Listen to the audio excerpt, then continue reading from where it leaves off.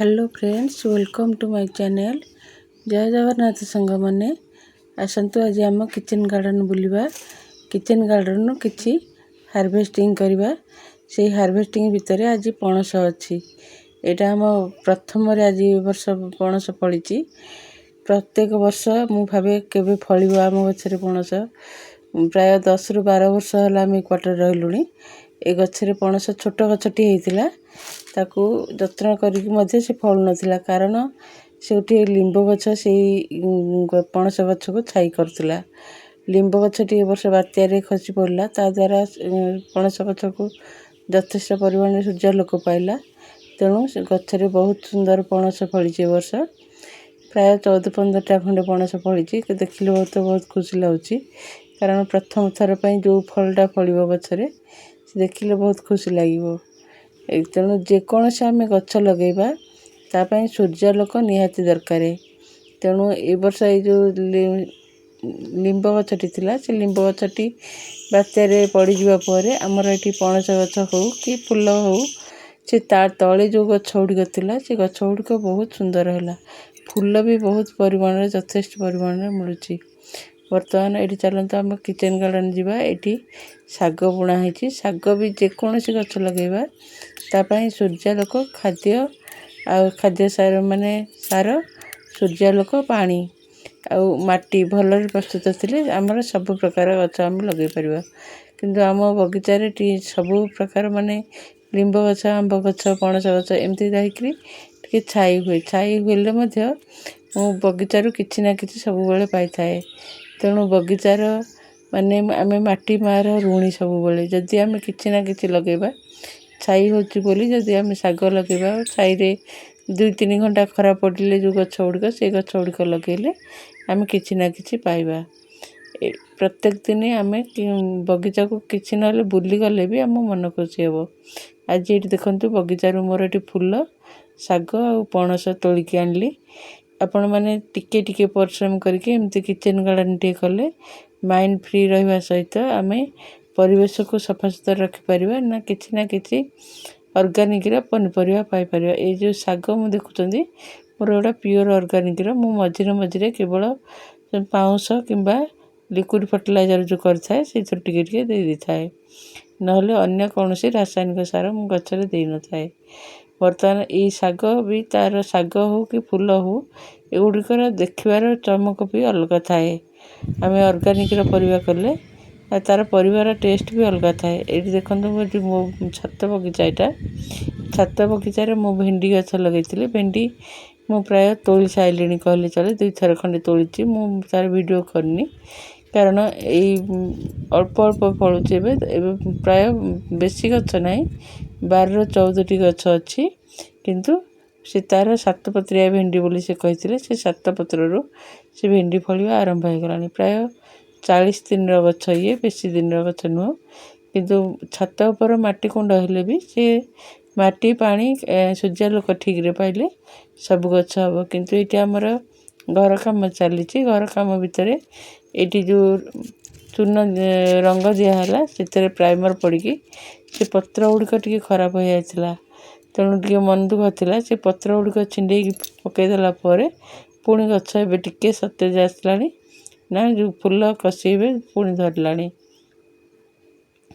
सब बेले आम बगीचारे छात पर आम तो माने बाहर जगह रोचे आम जगह बहुत कम। तेणु आपण मैंने चाहिए एमती छात बगीचा टी करके अल्प अल्प हो पछे किछि ना किछि पनीपरिया फूल आ शाग ये सब पाइपर। बर्तमान मु आमर क्वार्टर घरे से बगीचा करी तेणु क्वार्टर तो आमको छाड़िया पड़ो रिटायर पर। तेणु मुझे छात बगीचारे किछि किछि गछ लगाऊँगी। आपण मैंने जदि माटी थी बोले लगेबे नले एमती छात बगीचारे भेंडी झुड़ंग कलरा सब प्रत्येक बैगण लंका एगुड़िक सब खरा दिनिया परिबा एगुड़िक सब आप लगे पारे। यहाँ मोर वर्षा आसवा टाइम हो तेणु मुझे तोली दूसरी तरतर आपण मैंने चाहिए या बस्तार करें जो अटा पॉलिथिन से भी लगे पारे जेकोसी लगे बोले किंतु ଯେଉଁଥିରେ ଲଗେଇଲେ ବି ମଧ୍ୟ ଭଲରେ ମାଟି ପ୍ରସ୍ତୁତ କରିବେ ଆଉ ସୂର୍ଯ୍ୟାଲୋକ ପଡ଼ୁଥିବା ଜାଗାରେ ରଖିବେ, ତାହେଲେ ଆମେ ସବୁ ପ୍ରକାର ପରିବା ପାଇପାରିବା। ଆପଣ କିଚେନ୍ ଗାର୍ଡ଼େନରେ ଛୋଟିଆ କିଚେନ୍ ଗାର୍ଡ଼େନଟି ହେଲେ କଲେ ମଧ୍ୟ ଆପଣଙ୍କ ଏବେ ତ ପ୍ରାୟ ସମସ୍ତଙ୍କର ଛୋଟ ପରିବାର ପାଇଁ ପରିବା ଯଥେଷ୍ଟ ହେଇଯାଇଥାଏ। ମାତ୍ର 40ରୁ 50 ଦିନ ଭିତରେ ଆପଣ ପରିବା ତୋଳିକି ଖାଇବେ ଯଦି ଆଗ୍ରହର ସହିତ ଗୋଟେ କିଚେନ୍ ଗାର୍ଡ଼େନଟିଏ ବା ଛାତ ଉପର ବଗିଚାଟିଏ କରିବେ। ମୁଁ ଏଇଠି କିଛି ଭେଣ୍ଡି ତୋଳିଲି, ଯେଉଁ ବାଇଗଣ ବି ତୋଳୁଛି। ବାଇଗଣ ଗଛ ଗୁଡ଼ିକରେ ସେମିତି ମୋର ମୁଁ କହୁଛି ଆମର ଘର କାମ ଚାଲିଛି, ଆମ ପଡ଼ିଶାର ବି ଘର କାମ ଚାଲିଛି। ତେଣୁ ସେ ଯେଉଁ ରଙ୍ଗ ଦେଉଛନ୍ତି ସେ ରଙ୍ଗ ପବନରେ ଉଡ଼ିକି ଆସିକି ଗଛପତ୍ରରେ ପଡ଼ୁଛି। ଗଛପତ୍ରରେ ପଡ଼ିବା ଦ୍ୱାରା ସେ ତ କେମିକାଲ ଜିନିଷ, ତେଣୁ ସେ ଗଛପତ୍ର ଏତେ ବିଷାକ୍ତ ସେ କେମିକାଲ ଯେ ସେ ଗଛପତ୍ରର ପତ୍ର ଗୁଡ଼ିକ ବି କଣା କଣା ହୋଇକି ପୋଡ଼ି ଦେଉଛି। ତେଣୁ ଆମେ ସବୁବେଳେ ଆମ କେମିକାଲଠୁ ସଦାବେଳେ ଦୂରରେ ରହିବା ଦରକାର। ଆମେ ବିଷାକ୍ତ ରାସାୟନିକ ସାର ଆଉ କେମିକାଲଠୁ ଦୂରରେ ରହିକି ଅଳ୍ପ ଅଳ୍ପ ଏଇ ଅର୍ଗାନିକର କିଛି ନା କିଛି ଗଛ ଲଗେଇଲେ ଆମ ଦେହ ସୁସ୍ଥ ରହିବା ସହିତ ଆମ ମନ ବି ଭଲ ରହିବ। ବର୍ତ୍ତମାନ ଏଠି ଦେଖନ୍ତୁ, ଏଠି ମୋର ବାଇଗଣ ଗଛ, ଏଇଟା କେମିତି ଜାଲି ଜାଲି ହେଇଯାଇଛି, କାରଣ ଇଏ କୌଣସି ପୋକ ଲାଗିନି। ଇଏ ବରଂ ଏଇ ଯେଉଁ ଚୂନ ଲାଗିଛି, ଚୂନ ଲାଗିକି ଏମିତି ହେଇଛି। ମୁଁ ଭାବିଥିଲି ପୋକ ଲାଗିକି ପତ୍ର ଗୁଡ଼ିକ ନଷ୍ଟ ହେଇଯାଇଛି ବୋଲି, କିନ୍ତୁ ନାହିଁ, ଏଇ ଚୂନ ଲାଗିକି ଯେତିକି ପତ୍ରରେ ଚୂନର ଛିଟିକା ପଡ଼ିଥିଲା ସେ ଯେତିକି ପତ୍ର ସେ ପୁରା ଖରାପ ହେଇଗଲା। ସବୁ ଲଙ୍କା ଗଛ ହଉ, ବାଇଗଣ ଗଛ ହଉ, ଯେକୌଣସି ଗଛ ହଉ, ତାକୁ ରାସାୟନିକ ସାରଠୁ ମାନେ କେମିକାଲଠୁ ଦୂରରେ ସଦାବେଳେ ରଖିବା ଦରକାର। ଏଠି କାନ୍ଥ ମାନଙ୍କରେ ଚୂନ ଦେଲାବେଳେ ସେ ପଡ଼ିକିରି ସେ ପୁରା ସବୁ ଖରାପ ହେଇଯାଇଛି। ମୁଁ ଆସ୍ତେ ଆସ୍ତେ ଚେଷ୍ଟା କରୁଛି ମୋର ଯେଉଁ ଲିମ୍ବ ପତ୍ରରେ ଲିକ୍ୱିଡ଼ ଫର୍ଟିଲାଇଜର, ହଳଦୀ ଘି କରି ପତ୍ରରେ ଯେଉଁ ଲିକ୍ୱିଡ଼ ଫର୍ଟିଲାଇଜର କରିଛି ତାକୁ ବ୍ୟବହାର କରିକି ମୁଁ କିଛି ନା ତାକୁ ସୁସ୍ଥ କରିବା ପାଇଁ ଚାହୁଁଛି। ଏଇଠି ମୋର ଲଙ୍କା, ପ୍ରାୟ ଯେଉଁ ଛଣା ଲଙ୍କା, ସେ ଲଙ୍କାର ଗୋଟିଏ ଗଛ ଅଛି। ମୁଁ ତ ମଞ୍ଜି କିଣିକି ଆଣିକି ପକାଇଥିଲି, ସେଥିରେ କିନ୍ତୁ ମଞ୍ଜିରେ ଥିବ ବୋଧେ ଗୋଟିଏ ଗଛ ଉଠିଥିଲା। ଗୋଟିଏ ଗଛରେ ସେ ଛଣା ଲଙ୍କା ପ୍ରାୟ 8ରୁ 10ଟି ଫଳିଥିଲା। ଏଇଟା ସିଜିନ୍ ନୁହଁ, ତଥାପି ଖରା ସିଜିନ୍, ଯେଉଁ ଶୀତ ସିଜିନ୍ରେ ଏଇ ଲଙ୍କା ଗୁଡ଼ିକ ବହୁତ ଭଲ ହେଇଥାଏ। ବର୍ତ୍ତମାନ ମୁଁ ଆମ ବଗିଚାରୁ ଏଠି ଲଙ୍କା ତୋଳୁଛି। ଆପଣମାନେ ଚାହିଁଲେ ଲଙ୍କା, ବାଇଗଣ, ଭେଣ୍ଡି ଏଇ ଖରା ଦିନେ ପ୍ରାୟ ସବୁ କିଛି ଲଗେଇ ପାରିବେ। ଯେକୌଣସି ଗଛ ଲଗାନ୍ତୁ, ଆପଣ ମାଟି ପ୍ରସ୍ତୁତ କରିବେ, ସୂର୍ଯ୍ୟାଲୋକ ପଡ଼ୁଥିବ, ଆଉ ତାକୁ ଏମିତି ଏଇ ଯେଉଁ କେମିକାଲଠୁ ଦୂରରେ ରଖିବେ। କାରଣ ଏଇ ଯେଉଁ ଚୂନ ପତ୍ର ଗୁଡ଼ିକରେ ପଡ଼ିଲା, ସେ ପୁରା ପତ୍ର ଗୁଡ଼ିକୁ ଖାଇଗଲା, ସେ ଯେଉଁ ରଙ୍ଗ ଦିଆହେଇଥିଲା ଆମର ଯେଉଁ କାନ୍ଥରେ। ତେଣୁ ସବୁବେଳେ ମଣିଷ ହଉ କି ଗଛପତ୍ର ହଉ, ସେମାନଙ୍କୁ ସଦାବେଳେ ଆମେ ରାସାୟନିକ ବିଷାକ୍ତ ସାରଠୁ ଦୂରରେ ରଖିବା ଦରକାର। ଆଜି ପ୍ରଥମରୁ ଶେଷ ଯାଏଁ ମୁଁ ମୋର ହାରଭେଷ୍ଟିଂ ଭିଡ଼ିଓ ଦେଖାଉଛି, ତା ସହିତ କିଛି ନା କିଛି ଗାର୍ଡ଼େନ୍ ଟିପ୍ସ ଦେଉଛି।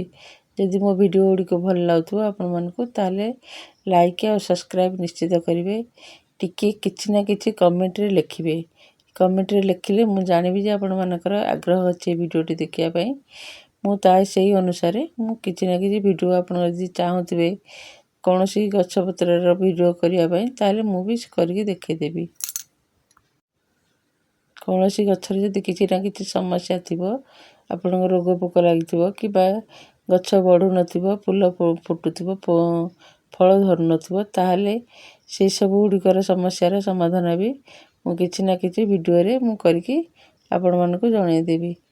ଏଇଠି ମୁଁ ଆଜି ବଗିଚାରୁ ମୋର ଟମାଟୋ ଗଛ ତ ସରି ଆସିଲାଣି, ପ୍ରାୟ 2-3ଟି ଗଛ ଅଛି। 2-3ଟି ଗଛରୁ ବି ସେ 8-10ଟି ଲେଖାଏଁ ଟମାଟୋ ବାହାରୁଛି। ପ୍ରାୟତଃ ଏ ବର୍ଷ ଆମେ ଟମାଟୋ ବହୁତ ଖାଇଛୁ। ପ୍ରାୟତଃ ସବୁ ଜାଗାରେ ଟମାଟୋ ଏ ବର୍ଷ ଫଳିଛି ଭଲ। ତେଣୁ ବର୍ତ୍ତମାନ ଟମାଟୋର ମୂଲ୍ୟ ବହୁତ କମ୍, ତଥାପି ନିଜ ବଗିଚାରୁ ତୋଳିକି ଖାଇଲେ ଯେଉଁ ଆନନ୍ଦ ଥାଏ, ସେଥିରେ କିଣା ପରିବାରେ ନଥାଏ। ତେଣୁ ଜୟ ଜଗନ୍ନାଥ ସାଙ୍ଗମାନେ, ରହିଲି। ଯଦି ଭଲ ଲାଗିବ ଲାଇକ୍ ଆଉ ସବସ୍କ୍ରାଇବ୍ ନିଶ୍ଚିତ କରିବେ।